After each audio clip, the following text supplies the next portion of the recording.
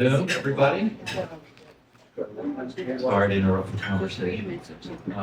My name is Bill Johnston. I know most of you, but I'm the chairman of the board at the Dare Institute, and I work with Dale.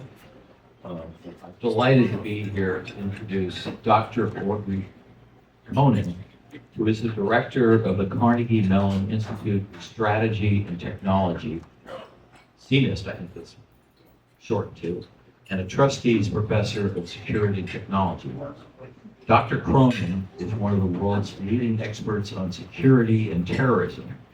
She is the author of several books, including How Terrorism Ends, Understanding the Decline and Demise of Terrorist Campaigns.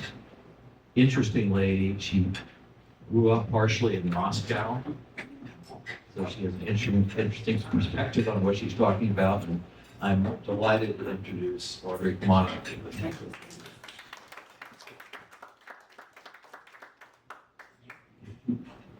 Bill. Thank you very much. Oh, I have two mics here. They both work. One goes to this. Well, that one does not work. It should be. All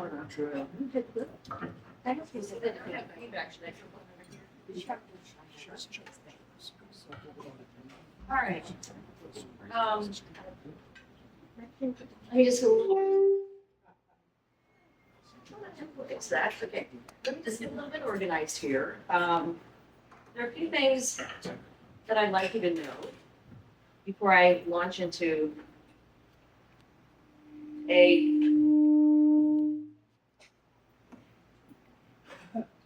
Maybe they're a little bit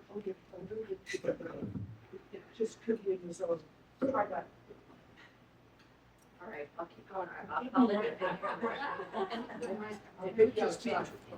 Okay. All right. So I come from Carnegie Mellon University, and this is my institute. I'll start by explaining that. The Institute of Strategy and Technology, CMIST, is all about technologies and how to make sure that we're developing them in ways that are smart, that are safe, that are wise, and that are strategic. So the reason I went to Carnegie Mellon, I was actually at a university in Washington, D.C., is that I felt that I didn't understand the current technologies sufficiently. And I went there to work with all the engineers and the scientists and the folks that are responsible for the cutting edge developments that we're experiencing and using ourselves throughout the United States and throughout the world. And there's very little connection between the scientists and the engineers on the one hand and the policymakers and the strategists on the other. So that's what my institute is all about. We teach young people all about civics. We have two major areas. One is in civics and American law, because young people today have generally not had civics training in their background. And we teach them about history, about the fact that there are three branches of government, which you would be surprised that many people don't know, even though they're not all kind of equally operating at the moment. And it's an important part of our mission. But then the other key part of our mission is bringing the technical people together with the strategists. So that's my Carnegie Mellon background.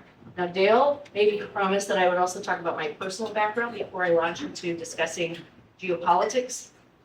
Hey, by the way, I was told to talk about geopolitics, and originally, General Richardson was going to come, and he's a dear friend, and he's a fellow in my institute, and he's up at Carnegie Mellon, and so I'm here in his place, and I'm like, oh yeah, Jim, geopolitics, no problem. And then, so we're going to talk a lot about Iran, but it won't be exclusively Iran, because I'm also going to talk about Ukraine. We're going to talk about Venezuela.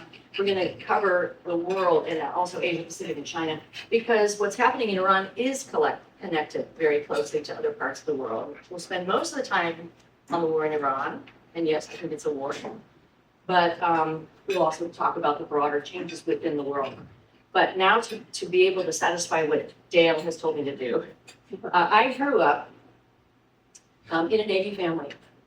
And I'm the only girl in a family full of boys. All of my brothers, I have three brothers, they all went into the Navy. And that was going to be my path as well, but I was a little too early to be able to, do what I had wanted to do within the Navy, so I didn't end up doing that. But in any case, I lived in the American Embassy in Moscow during the Cold War years, I have lots of experience with the KGB. I know the Putin style folks. I was a kid between my high school and college years working in the American Commercial Office, which was a joint enterprise of the Commerce and State Departments. And so I know all about Russia and also all about the kind of security state that existed under the Soviet Union. And that's one of the reasons I ended up getting into the international relations field. I also then I've gone in and out of government. I'm not just an academic. I'm kind of a weird academic. I haven't just kind of been an assistant professor, associate professor, like through all those ranks. I worked at the Secretary of Defense Office for Policy and wrote strategy as a very young person in the Weinberger administration, because I've always studied strategy. I taught strategy at the National War College, strategy and statecraft. I was responsible for the curriculum in strategy there. That's in Washington, D.C. So I've gone in and out of mainly Department of Defense or War, choose your name. But also I worked for the State Department and the Commerce Department, and I've tried as a philosophy, not just to look at things theoretically, but also to understand what it means to implement.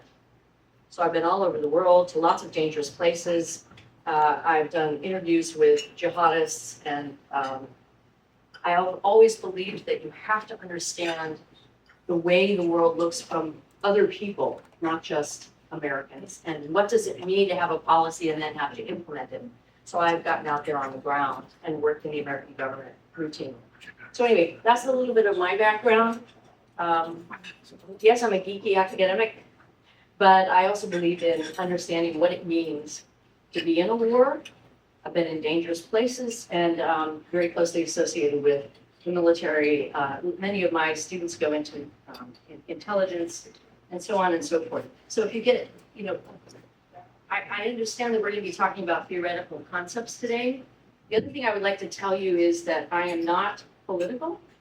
I spent years in the Congressional Research Service in the immediate aftermath of September 11th. I worked for 535 bosses. I was the specialist on terrorism. Some of those bosses were Republican and some were Democrat. And I'm an American. That's enough for me. Okay. One last thing. Why? Because when I was a kid in Moscow and coming during the Cold War years, I used to pack my suitcase with copies of America magazine because I knew that people in the Soviet Union didn't have any direct information about the United States. And back then, of course, you didn't have the connection with the internet. And so I constantly was talking about the wonderful country that I came from. And many of the wonderful Russian people were extremely eager to learn about it. So again, I'm an American and I'm very proud of the United States, even if occasionally I think that we don't get things perfect. All right, so I want to talk about that. So let's see here. I had to use pictures, because we're talking geopolitics, and you don't have maps. You don't really. Everything all right? Okay. You don't really follow what's going on. So we're in a time of very sweeping geopolitical change. And there's changes in patterns of technological innovation. There's changes in communication. A world that is led by one major power is peaking, some people argue, and another one is rising. Aggressive nationalism is driving people to believe very strongly in the interests of their own country. Nationalism, like we used to see in a previous century. Non-state actors are also very important. So here we go. New technologies, very important.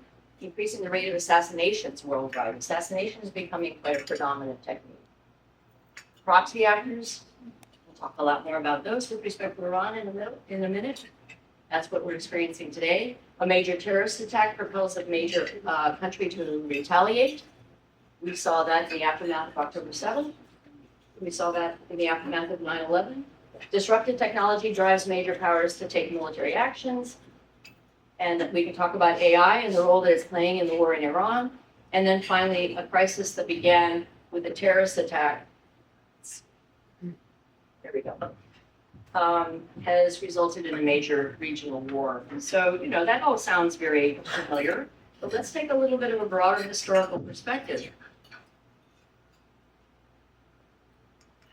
Can you all see this? Yes. Okay, good. All right, so, at the end of the 19th century, assassination was really very common. Do you remember the assassination of Archduke Franz Ferdinand? Yeah, so they also killed they killed President McKinley, they killed Russian Tsar Alexander II, French president, the Spanish prime minister, the Italian king, President McKinley, as I already mentioned, in 1901. So this was the killing of Archduke Franz Ferdinand. It's not the first time that proxy actors have been globally subversive. You'll remember that the Serbian Black Hand was involved in killing Franz Ferdinand. It's not the first time we've had a shocking terrorist attack propel a major state to retaliate. Think about the beginnings in July 1914 of the First World War. And today's technologies are not unique in causing, a lot of instability. So at the end of the 19th century, you had the invention of dynamite, and then also the growth of very globally, for the first time ever, the use of the telegraph, but also communications and newspapers with global reach. And what came out of that period was the terrible casualties, more than 40 million combatants and civilians of the First World War. So I don't want to be a downer today, but I do want you to think about how serious the situation that we're in is and how keenly we have to think about the sources of stability so that we don't make the same types of mistakes once again, because the global geopolitical picture has some resonance with things that we've gone through before. Of course, there are also differences. Our technologies today, AI, quantum, hypersonics, again, I can talk about all of those. They're very different from telegraphs and railroads. They're different. They're driven by commercial actors, not by states. That's different today. Digital communities spread much faster than letters did in 1914, and the direct wartime toll on civilians is much higher today. You had a huge number of combatants who died in the First World War, and today the balance between combatants and civilians is much more heavily towards civilians than it used to be, and that developed over the 20th centuries.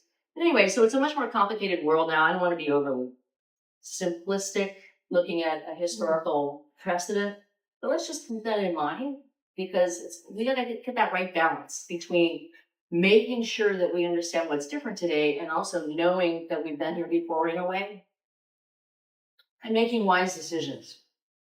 So let's start in the Middle East.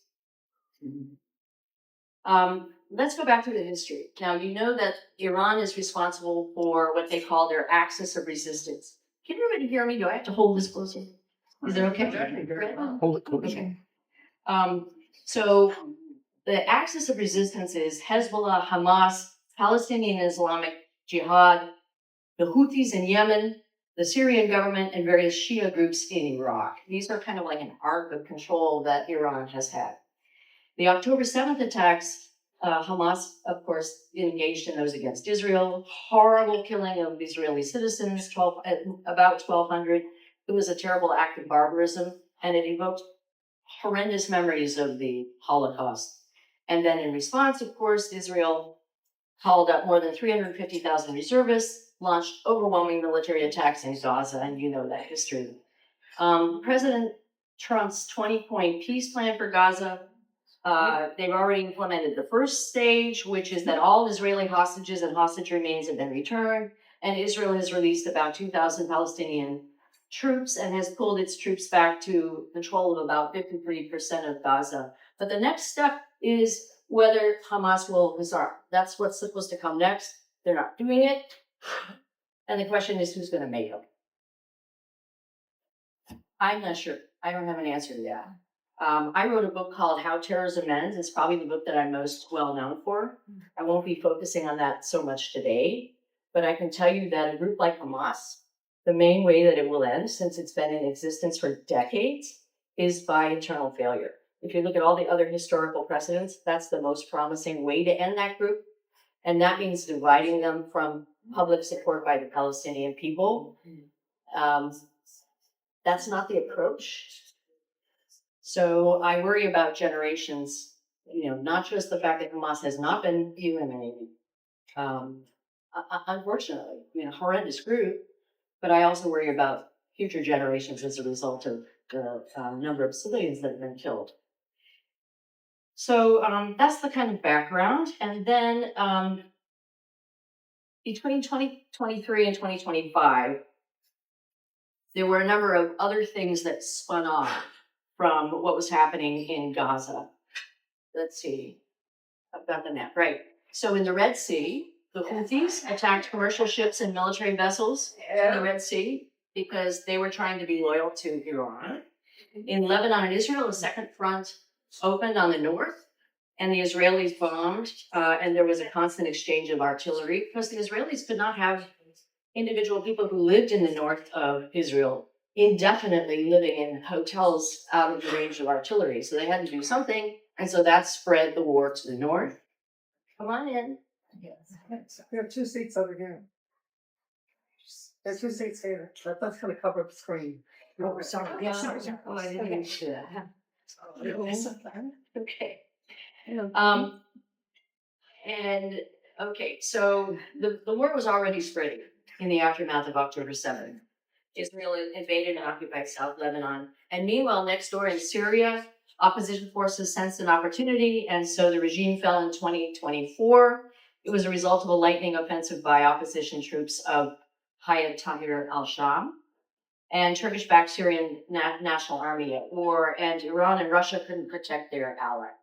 So remember that Syria was very deeply an ally of both the Soviet Union and then Russia. So the fact that Syria has now lost the Bashar al-Assad government means that that's a huge blow to Russia. And so sensing this opportunity with Iran's weakness, Israel attacked Iran with the 12-day conflict in 2024. You remember that? Between the 13th and 24th of June. And the Netanyahu government launched aerial strikes on 3 Iranian nuclear sites, Natanz, Isfahan, and Fordow. And that was supported by U.S. air power using bunker buster bombs. That was called Operation Midnight Hammer.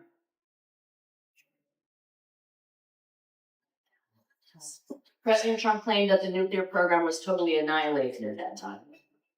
But DIA reported that the attack had only set things back by a couple months, and there was a big fight over what exactly had happened. So if you're looking at the overview of geopolitical shifts, before we got into this war with Iran, this bigger war, by late 2025, Israel's regional geopolitical position had strengthened. Hamas was very badly hurt. Hezbollah badly damaged. The Houthis in Yemen bombed and weakened. Assad's regime in Syria was overthrown. And all this had seriously already weakened Iran. So let's see. Here's Iran. So now let's focus in on what's happening right now. I don't think you can really understand it unless you think about the previous events. That's why we just went through this. So we began by targeting Iranian leaders, and then security and intelligence targets, and then missiles and missile defense. All members of the axis of resistance were impaired before this began. So it looked like an opportunity. In particular, the Israelis were keen to try to make sure that Iran was less of a threat to Israel. The U.S. Navy has sunk 30 vessels of the Iranian Navy. Next has been the nuclear facilities, especially underground caves at Natanz, which is underway now. That's where uranium enrichment happens. And finally, economic infrastructure, things like oil refineries and desalination plants. 7 at last count. Now, by the way, I've been here for the last 24 hours. It's possible that I've missed the latest. So if I have, please bring it up and correct me, because I have been here. So things are changing really fast. What happened with the attack in New York? I'm just catching up to that myself too. Anyway, 7 Americans had died by the last time I had seen all of the press. And a girls' school in southern Iran was hit by a Tomahawk missile. Now, the only country that has Tomahawks is the United States. It killed 153 people, including many children, and reporting does indicate that it was the United States. I can tell you, if you want to ask me about it later, how I think that happened. I'm not basing this on any intelligence. I just know artificial intelligence and many of the tools that are being used for targeting, and I can explain what I think happened. So the Iranians have retaliated against Israel, targeted Gulf countries, especially the UAE, Qatar, Saudi Arabia. Those all host American bases. By the way, this was very predictable. All of the Gulf countries had warned the United States and Israel that if there were an attack on Iran, that they were going to attack the Gulf. This is what has happened. The Gulf is arguably the heart of the globalized economy. Beyond oil and liquefied natural gas, the region has the busiest airports in the world, including Dubai, Doha, and Abu Dhabi. And so a continued conflict in the region will seriously damage the Gulf countries' economies, and not just the Gulf. So here's Operation Epic Fury. That's the first few days of the targeting. You can see on the right the list of targets. It's like an eye chart. You don't have to read it, but basically I've described what they're targeting. And here's in the first 100 strikes. It's incredible military success, I will say. The kinetic operations have been brilliantly executed. And this is a map. By the way, these are not my maps. I have to make sure that this is for copyright purposes. This is Fox News. I'm copying and using some of these materials only for educational purposes here. And here is a slide that shows one key element of the global impact. So the Strait of Hormuz is almost like a little gateway that Iran controls. And you can see where they have to go up around the corner. I come from a Navy family, so the importance of the Strait of Hormuz and the vulnerability of any shipping that goes through there, you can just see through the geography. They're very, very close to Iran, and Iran has for many years used fast boats and other types of crafts and missiles in order to try to control the traffic through there. And right now it's virtually at a standstill. So it's not just oil. Yes, ma'am. How wide is it? How wide is the Strait of Hormuz? I don't know the answer to 26, that. 26 miles. 26 miles. Thank you. Yeah. Great. Smart. I knew you would be. So, but anyway, so it's not just oil, because that's what we're all focused on, oil and liquid natural gas, but it's also a lot of consumer products.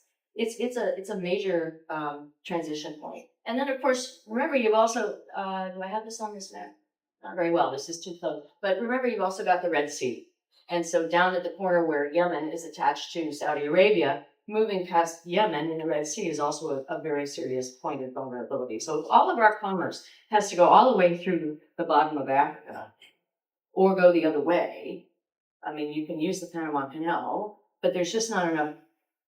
I mean, it's economically extremely vulnerable for all of us. It isn't just a matter of the region. And I mean, you can see the bouncing prices for gasoline that are a direct result of this kind of economic situation. So the other thing about it is that the war is spreading. The U.S. torpedoed an Iranian warship off the coast of Sri Lanka. Now you remember Sri Lanka is down near the south of African continent. And it killed about 80 people. So that's pretty far away from Iran. NATO shot down a missile that was headed to Turkey. Azerbaijan has been hit by multiple drone attacks on its territory. And Israel is fighting in southern Lebanon now against Hezbollah, and has also hit southern Beirut, targeting a hotel where it says new Hezbollah leaders were meeting. So there's this fear that Hezbollah will reconstitute, and Israel is trying to protect that, to prevent that. So they've got a lot of things going on, a lot of different directions. Let's see, what do I have next? Here's the global picture with respect to how tankers have moved within the last, about 3 months, 2 months. And you can see that many of those tankers have been headed toward Asia. So you're drawing in Asia as well. It's not just the local Middle East region, but it's also the impact upon Singapore and other parts of Asia, China. I mean, this is where they're coming through this key choke point. So what are the goals?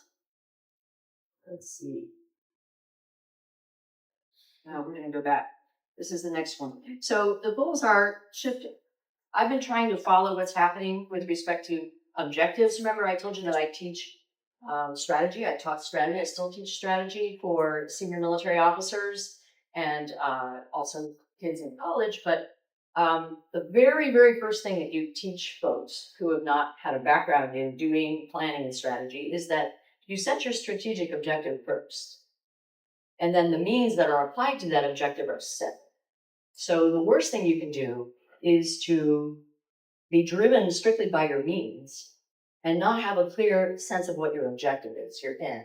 Because if you do that, you have no control over the escalation of a war. And I mean, this goes back to Sun Tzu. It goes back to Clausewitz. War is the continuation of politics by other means, or policy, depending on which version of Clausewitz you read.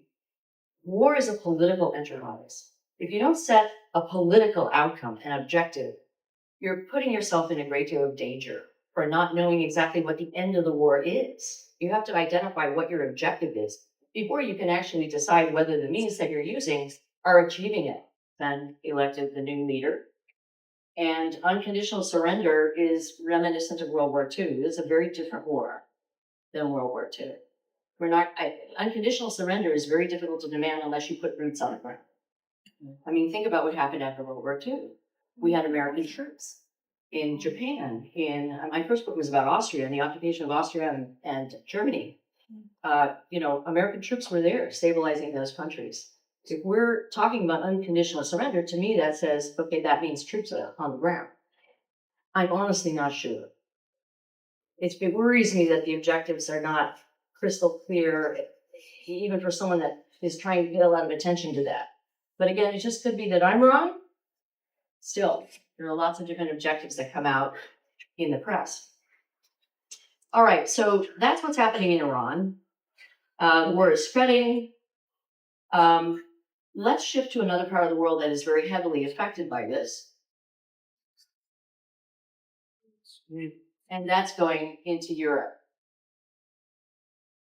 The Russian invasion of Ukraine in 2022, and to understand the full significance of the Ukraine war, we have to look beyond the battlefield in how the conflict is restructuring the international system. So NATO, it was on its last legs before the Ukrainian war. And now, and this has been quite a remarkable turnaround. In the immediate aftermath of the fall of the Soviet Union, NATO was dropping its defense spending, and that happened while defense spending in Russia was increasing by 227%, and defense spending in China was increasing by 566%. Some people have argued that the beneficiary of the war in Iran, the biggest beneficiary, is Russia and China.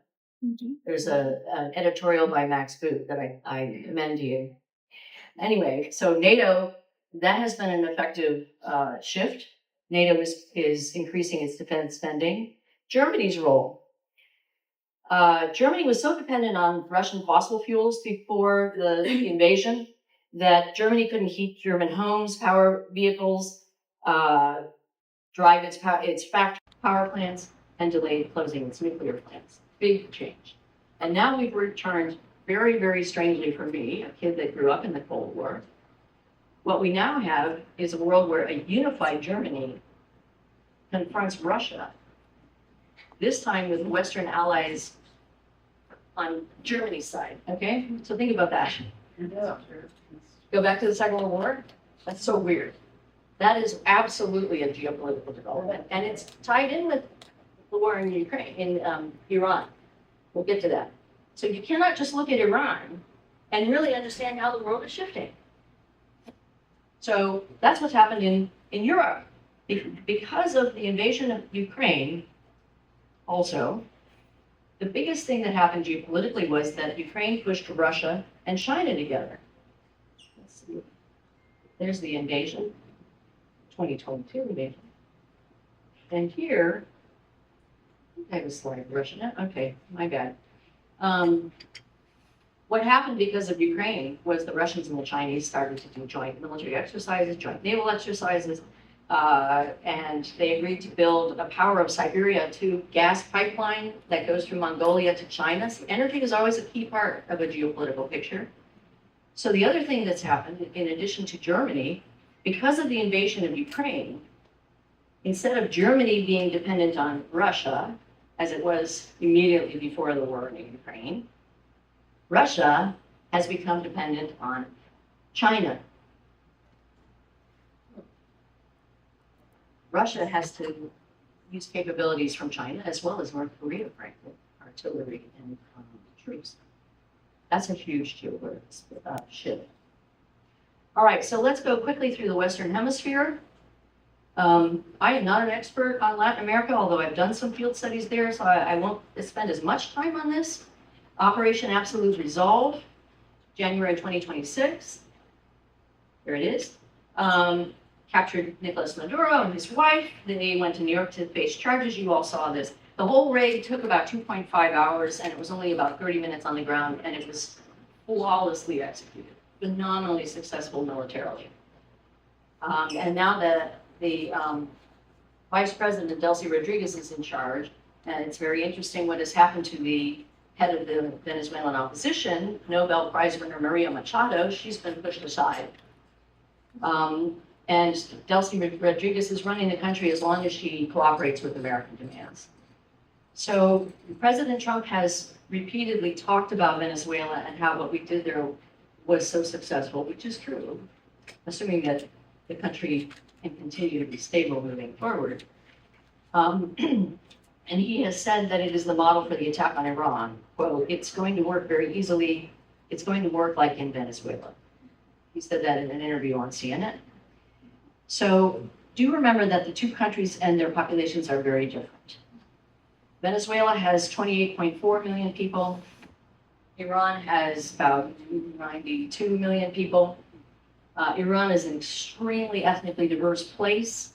Its geographical size is as big as most, really all of Western Europe. This is the kind of country we're talking about. It is a huge, powerful country with a very deep history of the Persians, of having influence throughout not just the Middle East, but also Europe.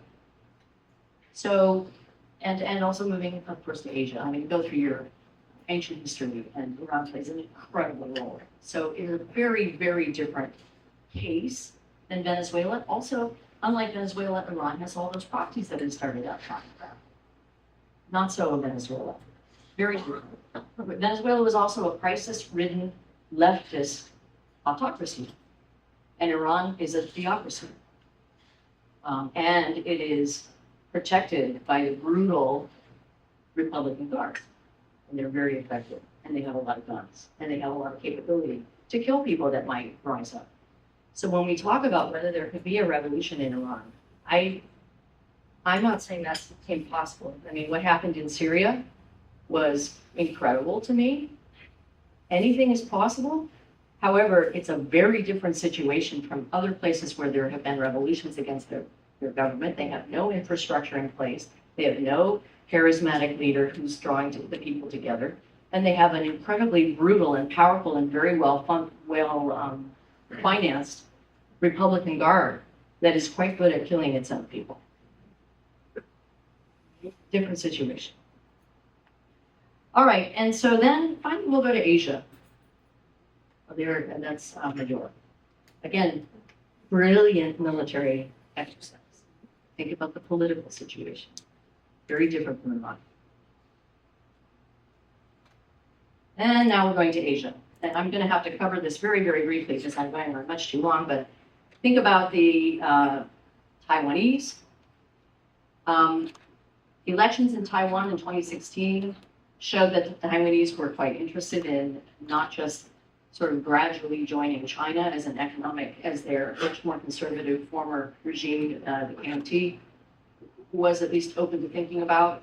Now the Taiwanese public has become increasingly skeptical. The young Taiwanese are turning much more to Taiwan's national identity and the concept of independence. That alarms the PRC. Hong Kong, remember what happened in Hong Kong in 2019 and 2020?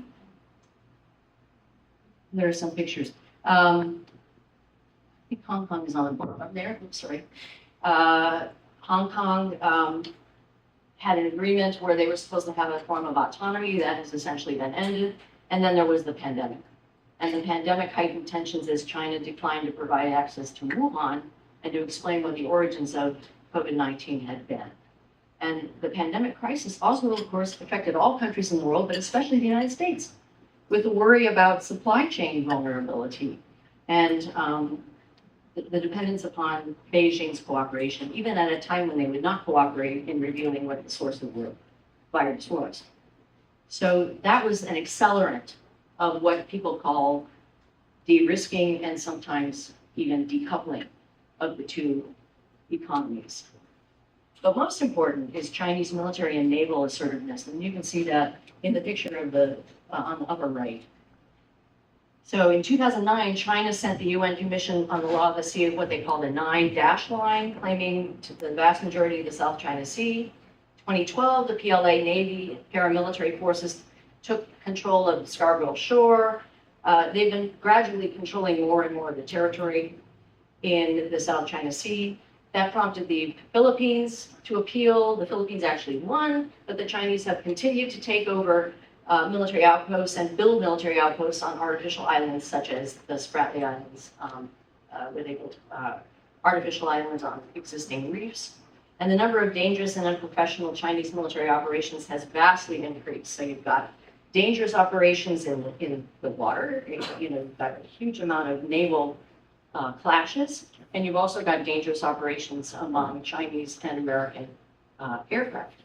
There's a lot of kind of dogfighting and, think topped up, but there's a lot bigger potential consequences. China also has a growing nuclear arsenal. It's increased at an enormous rate. It's on track to have 1,500 nuclear weapons by 2035. That's an unprecedented expansion. And there's also a long-term global realignment in Asia. There's been in response, there's the militarization of American alliances in the region. There's the Quad, if you remember, which is made up of Japan, Australia, India, and the United States.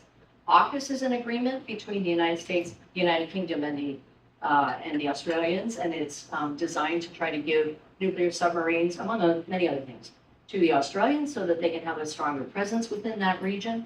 And we have much stronger ties with the Philippines.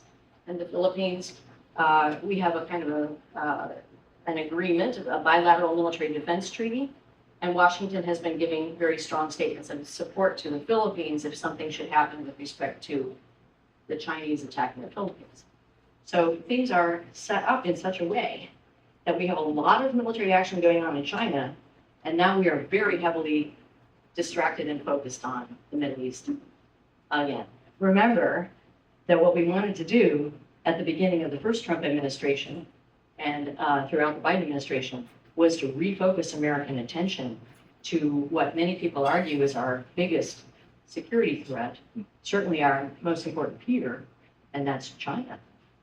So it's an opportunity cost thing. To the extent that we are focusing on Iran and the Middle East, we are not focusing on Asia. So, okay, big, huge changes throughout the world. There we are, you've already seen that, so. Let me just remind you, these big global changes in Asia, the Western Hemisphere, Europe, and the Middle East, it's the revenge of geopolitics. It's what we saw at the end of the 19th century and the beginning of World War I. World War I was a global war. I don't believe that we're headed that way, but I'm just trying to make the point that when you have these kind of major geopolitical shifts, that is your risk. A major geopolitically powerful and devastating world war. And remember also, there's a huge emphasis on spheres of influence. Geopolitics is all founded upon geography. And many people feel that what the Trump administration is doing is building a sphere of influence within the Western Hemisphere and yielding a sphere of influence to Russia, and then yielding another sphere of influence to China. And this is what happened with respect to Germany and Japan. I mean, these are old-fashioned ideas. The spheres of influence of Germany and Japan had already been dividing the world. So I think these are dangerous times.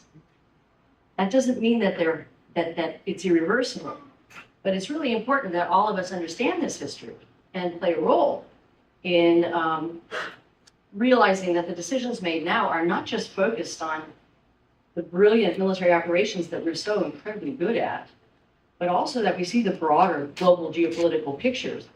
Because wars always have intended and unintended consequences, and the intended consequences are comparatively easy. They're shorter term.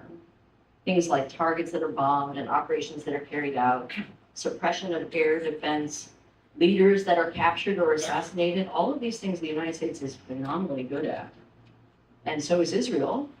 But those intended results are connected to unintended global economic, political, and social factors that are a lot more complicated and unpredictable and very hard to control.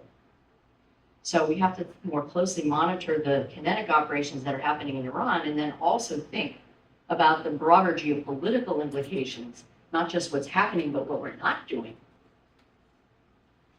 as a result. Countries' interests are realigning in ways that are in many respects unpredicted. And now I welcome your questions or comments. I wanted to end on a positive note, but let's get to that in the questions. Yes, Bill? This would seem to be an opportune time for China to invade Taiwan. How would you handicap that, say, year?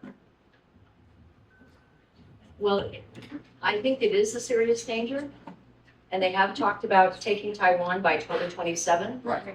So I think the fact that we have naval power in the region is a very important potential deterrent, but now we're moving a lot of that naval power to deal with Iran. So this is a perfect example of an opportunity cost that really worries me. So how would I handicap that? I guess I would remind the Chinese that the war in Ukraine hasn't been so darn easy for Russia, and the same kinds of defenses that Ukraine has had need to be built up in Taiwan, and Taiwan has been doing that. So I think the Taiwanese have been very smart and are continuing to be very smart, and I think we need to make sure that we support them in without provoking an attack, of course, but in building smart technological capabilities. I mean, they control the most important chip company in the world, TSMC. So they're a very important technological country, not just from what they're building, but also from what they manufacture. So I would say having the Taiwanese follow the Ukrainian model is the best way to respond. Yes, ma'am. Thank you. I have two questions. What a wonderful presentation. I appreciate your knowledge. You said China and Russia benefit mostly in Iran. Could you elaborate on that? And I have another question too. Yeah, I think the fact that the United States is distracted in the Middle East once again and using so much of its, what is it, $6 billion a day, I think that the newspapers are claiming, that's a huge amount of treasure and potentially loss of blood as we go forth. It depends on how long this war lasts. So that means that we've turned our attention away from Ukraine, and that benefits Russia. It also benefits Russia because they have oil that doesn't go through the Strait of Hormuz. And their oil, the prices for oil have gone way up. That means Russia gets more money for its oil, and they, unlike most other sources of oil, don't have to go through the Strait of Hormuz or through the Red Sea. So, they're going through the Baltics, they're moving through pipelines. So that has dramatically benefited Russia, at least in the short term. I mean, think about it. Why isn't Putin supporting his ally, Iran? I mean, it's a Russian-Iranian alliance, and they've shared weapons. Russia got the Shahed drones from Iran. You don't hear Putin talking about, he says it's unfortunate that there's been this war, but he's not fighting or doing much to protect Iran. So, he's benefiting, Russia is benefiting economically and also in terms of their Ukraine operation. China benefits because we are so distracted and so many of our resources are once again being pulled back to the Middle East. It's a bit more of a fuzzy situation there, but the other thing that China is doing is vehemently talking about ending the war, and they're absolutely winning the narrative. The Chinese are presenting themselves as the peace lovers in the world. And who's financing the Iranian Guard? The Iranian Guard have had a network of very effective industrial and commercial interests within Iran. They've also engaged in a lot of corruption. The Iranian Guard has a very deep set of pockets that they've been building over the last many decades. So who's financing it? You know, to some extent it was the government, but they don't just need the theological government. They've also got corruption and the ability to collect money elsewhere. So they have ties throughout the region. So they're very good at generating their own revenue. Gilbert. I guess I have two questions. The first is, you talked about Germany and the Russian oil and gas. Can you talk about how that is, where that stands now and how much it's been diminished? The second question is, you skipped over the UK and the relationships with the US and what this new prime minister has done in terms of hurting not allowing us to use bases. The last question I have is, you talk about terror and the possibility of terror coming from this war. Judith Miller is here, who just wrote a phenomenal article, Could Iran Terror Strike the U.S.? And in view of what happened, I don't know if you heard it on the radio on the way here, evidently this research dropped our consulate in Canada, in Toronto. I didn't even know that. And then we're creating all sorts of things. So what is your thoughts on that? But Dale, Yeah. I would suggest if Judith says okay, you ought to send her article to all our members. It's really excellent. I'd like to read it too. Yeah. I'll second that. Congratulations. Okay, so let me. Where was the article? I'm sorry, I didn't hear where the article. City Journal, Manhattan Institute, What's the date? today. Today. Judy, will you send it to me? It's, you've already got it on. I think you reached out to me over the weekend or on Friday. I'm sorry, I was traveling and it just was more than my bandwidth could handle. So congratulations on a great article. I'll be eager to read it. Right, so what has happened with respect to the oil in Germany is that Russia held back its sources of oil, and so Germany immediately responded and is now getting much more of its liquefied natural gas and energy from Norway. So they've turned north instead of going east and west. Does it cut off totally? I believe largely diminished. I don't know that it's completely cut off, but they don't want to be dependent upon people under the circumstances that they have. There have been attacks on the oil pipelines, I know that. So they've been trying everything they can to be independent. And second question was about UK. The UK. Okay, so one thing I didn't mention in my own history is that I was trained in the UK. I came from a Navy family. We didn't have the money for graduate school. And I won a Marshall Scholarship, which meant that I got free tuition to go. My degrees are from Oxford University. So I would love to spend all day talking about the UK because I had a lot of experience there. And one of the reasons why I'm an expert on terrorism is that I studied terrorism in the UK during the height of the IRA bombings. But the UK, so the situation for Starmer in the UK is that, of course, I have no idea why it's making all this noise. I apologize. The situation was that with the Iraq War, of course, the Blair administration went very much hand in glove with the United States and suffered a major tribunal after that, or investigation, a kind of a task force that looked at the history of the war in Iraq. And the UK is very worried about following the United States without being more critical of what the US is doing. I'm not saying that's right or wrong. I'm just saying that's the recent history. Well, how much is what they're doing and also in France because the growth of the Muslim population and the political influence that is present in that? I don't really think that that's the key reason. I think the reason is that the UK is worried about a repeat of the war in Iraq. The UK did offer to provide support from aircraft carriers, and Trump said we don't want them. We're winning already. I'm not sure what winning means exactly. I'd like to follow up on that. If I were Judy Miller, I'd be knocking on the White House door, which I'm sure you are, Judy. But you know, it's a history that the UK is feeling very burned by in the Iraq War, because they were told to believe that the weapons of mass destruction were the casus belli, and then that proved not to be true. So the UK is responding to its own domestic population, and yes, some of that population is of Muslim persuasion, but I think there's as much reluctance among the broader UK population to get involved in the war in the Middle East and the US today. And then you asked the last question. Oh, attacks in the United States. Well, read Judy's article.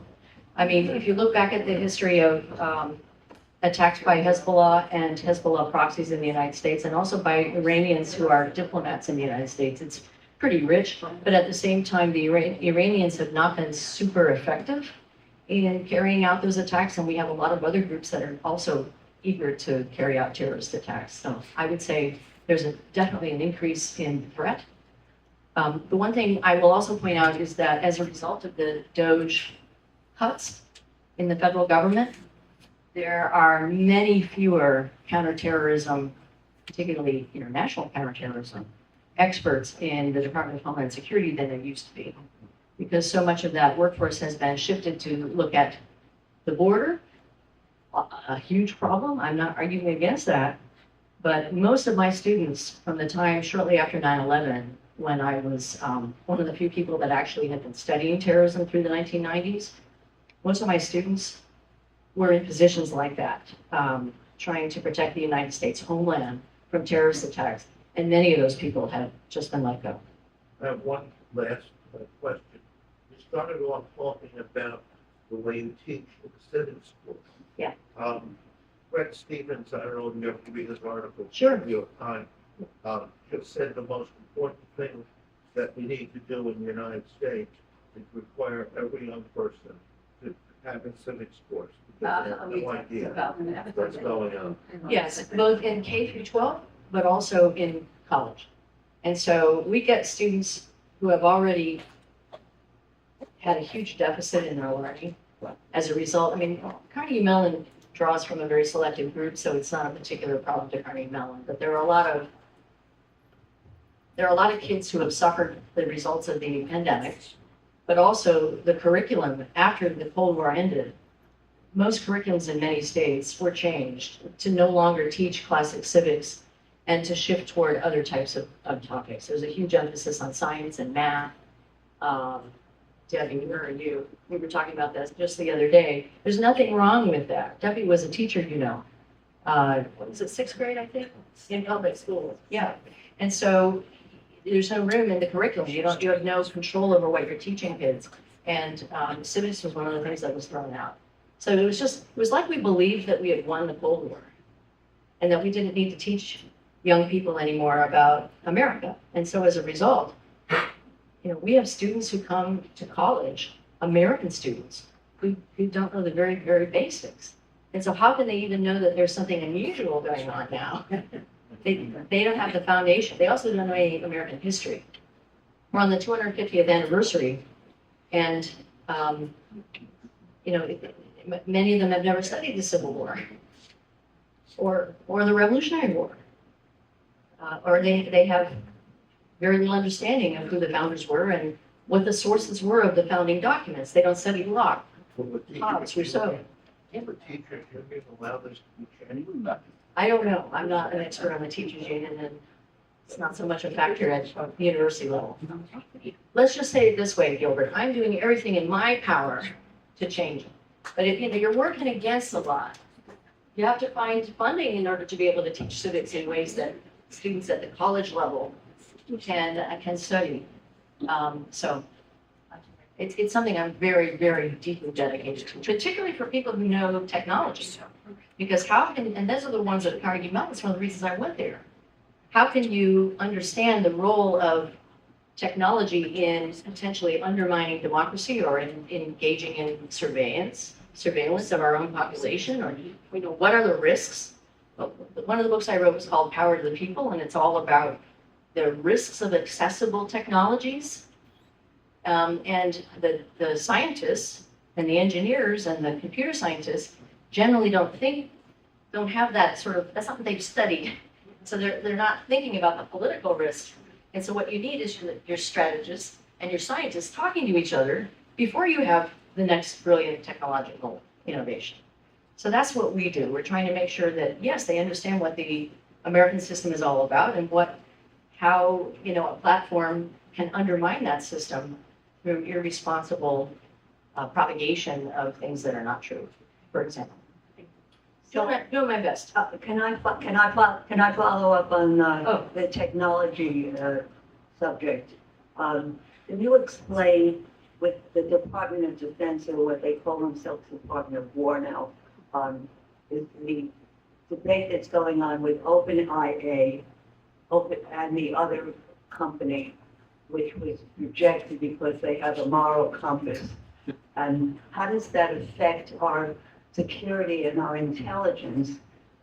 Because isn't this system supposed to be helping with the war? And, so what's going on with the Department of Defense and AI? Yeah, so I can't get out of the habit of calling it Department of Defense, partly because that's my habit, but also because I believe you need an act of Congress to change the name, since it was created. Okay, so forgive me, I'm not going to call it Department of War. So what has happened, let me start by talking about a specific example. And now I'm just reading the press like you are, so I don't have intelligence access, but I do understand how the technologies work. And the girls' school that was hit by a tomahawk, here's what I think happened. Again, no intelligence here.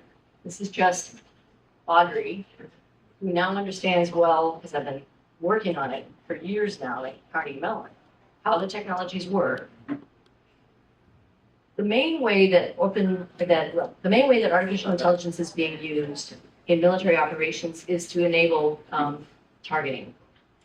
So why is that?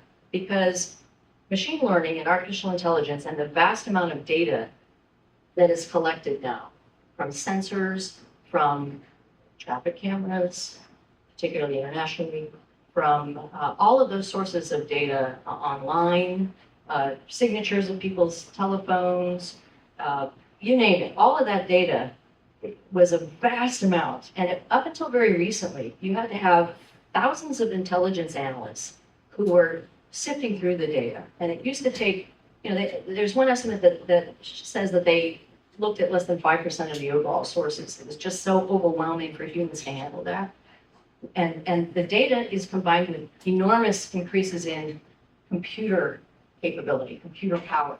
So when you have those two things, and you also have machine learning, which is one form of artificial intelligence that can go through vast amounts of data and boil it down. I mean, if you've used Claude or ChatGPT or any of these very tempting little tools, they can boil things down to an answer very quickly. So, for example, in Israel's war in Gaza, it used to be that Israel, one estimate that I saw, Israel used to be able to have maybe 50 targets listed, I don't know, like about every week. And after 2023, they used various different systems, Lavender, Gospel, and a number of others, and they were able to increase the number of potential targets to 100 a day. And if you're thinking about a human looking at those targets, that human is going to have a very hard time going through all of those 100. So you've got a vast increase in the tech and a decrease in the number of humans that are overseeing it. And that's dangerous. So what's happened I said that I would start out talking about what happened with the girls' school. Here's what I speculate happened. I believe, because the girls' school was located right next to a base, I believe that it used to be a military target. It was loaded into the database as a military target. I just believe this. Judy, I do not have personal experience on this, right? I believe probably that what happened is that the data was loaded as being a military target, but then it had shifted to being a girls' school at some point after that data was loaded into the system. And so therefore, they thought they were hitting a military target, but there was no human reassessing and updating that data. And therefore, what you had is a tomahawk on a girls' school. So that's the foundation of what Anthropic and the Department of Defense are fighting. But I haven't seen any notice of that. In other words, all they do is talk about the construction school. Why don't the press say, if we just Because they have to get it on, solid sources. I'm telling you what I think happened on the basis of my understanding of the technology. The whole reason why I left a helpful job in Washington and went up to Carnegie Mellon was in order to be smarter on that. And now that I understand how it worked, that's what I believe might have happened. And they're not, they're doing an investigation. I'm sure there are classified elements to the operation too that we may not know about. But that is at the heart of the question that you asked. Anthropic and the Department of Defense. Anthropic wants to have some kind of control over two things: whether these tools will be used to surveil Americans, because you've got this vast amount of data, they could in theory use that also domestically. Firstly, and whether it can be used autonomously, by which they mean autonomy is like a scale. It's never all human or all machine. It's where are you on the scale? And right now, the amount of machine emphasis is greatly increasing. For example, in the kind of targeting that happened in Gaza. And the amount of human emphasis is decreasing. So the second thing that Anthropic is worried about is whether its systems would be used to autonomously target human beings. Autonomously meaning without any human role. That's what's in the press, but really what that means is human ability to act fast enough to play a role. It's not all or nothing. When you talk about humans in the loop, that's the phrase everybody uses. It's actually a lot more complicated than that. It's how realistic is it that a human is going to be able to act quickly enough when it's happening that fast. So it's really all about speed. I actually think that the most important threat, let me put it another way. The biggest strategic change that is happening right now in how the US uses military force is that speed has become the top priority, and we are not remembering that sometimes the smartest thing to do is to slow things down.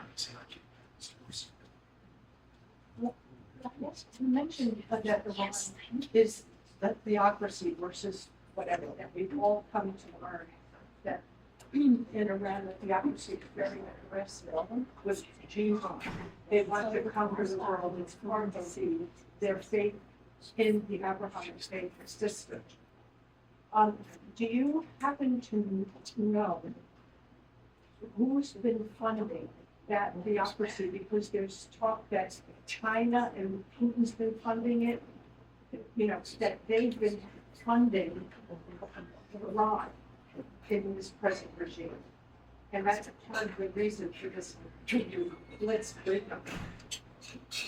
I think that the Russians have definitely given money to Iran in return for some of their technology.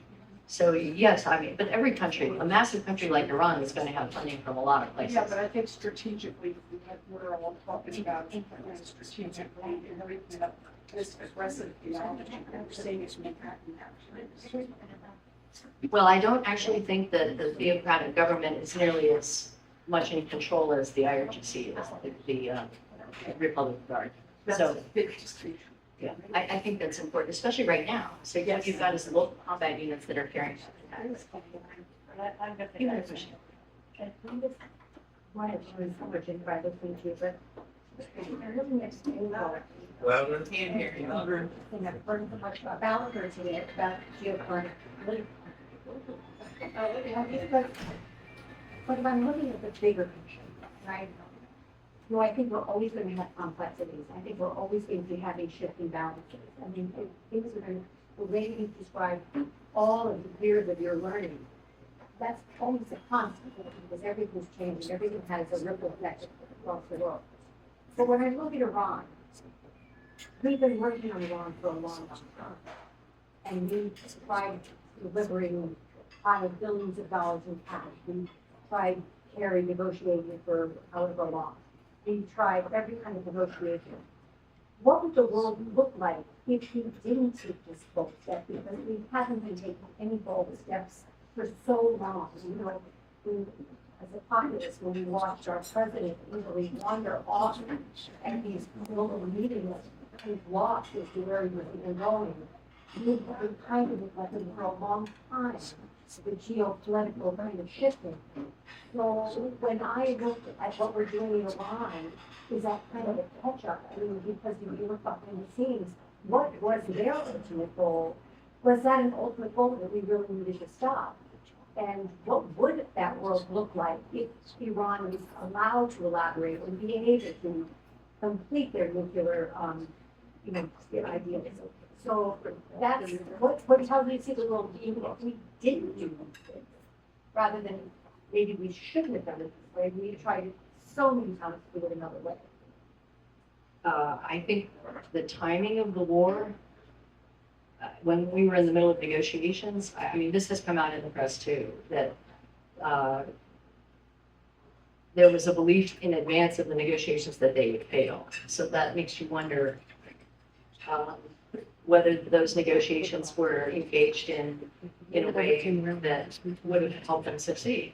I mean, if you're already assuming their failure, but to get to your question, we have to think about what is our top priority in the United States. Even the United States is not able to do everything everywhere all at once. No, I agree with that. But we've definitely been focused on Iran. Every single president has been focused on Iran. Well, I don't know about the whole that. balance. I mean, there was the JCPOA, the agreement to prevent Iran from getting nuclear weapons very quickly. And there has been a degree to which we've been negotiating with Iran over the last couple of administrations. I don't think that we've been super focused on Iran, at least not to the degree we are now. But let me put it another way. If you look at it from the Trump administration's perspective, you could argue that with the undermining of so many of the members of the axis of resistance, remember, as I was mentioning, Hezbollah, Hamas, Syria, the government fell. I mean, it's just an incredible change within the region that had already happened. And the Abraham Accords between the Gulf countries and Israel, that there was a hope that Saudi Arabia would be the next to sign up with. This was before the October 7th attacks. You could argue that the logic was to try to increase the degree to which the other countries within the Middle East are strong versus Iran, which I think it's hard to deny. After our attack, our war in Iraq, one of the major beneficiaries of the American war in Iraq was Iran, because Iran's natural fighter, natural predator was Iraq. And we took out the Saddam Hussein government. Remember they had a war Iran and Iraq? So, in the immediate aftermath of the invasion of Iraq, it wasn't uncommon to hear that the greatest beneficiary was Iran. So, I mean, if you look at it just in the region, there's a certain logic. The question is whether this is actually going to increase the degree to which Iran is encircled. And I think the fact that it's spreading beyond the region anyway, and it's already out of control, I'm fearful that kind of logic isn't going to work. So what would have happened if we hadn't done that? I think we would have kept our attention much more on China. And with that, we don't think that we're record from the Middle East and help problems we would be able to continue to nuclear development. The Abraham Accord did make some progress in sort of having the United States having some kind of a policy with countries we never had before. And we're seeing the benefits of that now when it's happening. I believe it's what we're hearing with the press. So, and the other problem with the press is that there are so many different stories from the press. I think that's Well, that's because they're hearing so many stories from the administration. And also there's different different stories from the press and the way the press may look at things. And it's very hard to kind of get a balance. There's so much politics mixed in with the actual substance of what we're experiencing. That confuses so many people. I guess so, but I'm a big believer in the First Amendment, and we don't have a press. The problem is that you have to read lots of books. No, I agree with you 1,000% of that, and everything does do that. But there's a reason why a very low percentage of the people in the United States even trust the press and what they're being fed, or what priorities true of the story they're being told. So, I think you and I could have a good long debate on that topic. I think there are lots of reasons why I think Americans don't trust the press. All right, let's go to the press. Sorry, I apologize for being late, my fault. But one question, quick, where do you think the enriched uranium stockpile is that President Trump was trying to take out? In which facility do you think it is? Do we know where it is? And what are the possible explanations for where that enriched uranium is? Because that's clearly a concern and a goal of this operation. And secondly, perhaps there have been public statements, articulations of different points, different goals of the war. And it is a war. But maybe we don't have a strategy, but don't you think Bibi Netanyahu does, and what do you think it is? Okay, so you're gonna have to ask someone who's got access to the intelligence with respect to the enriched uranium. What I have read, what I believe is that it's in Natanz and it's underground, and that it wasn't fully eliminated the first time through, but I'm only basing that upon my study, not upon intelligence report. Yeah, so that is what I believe.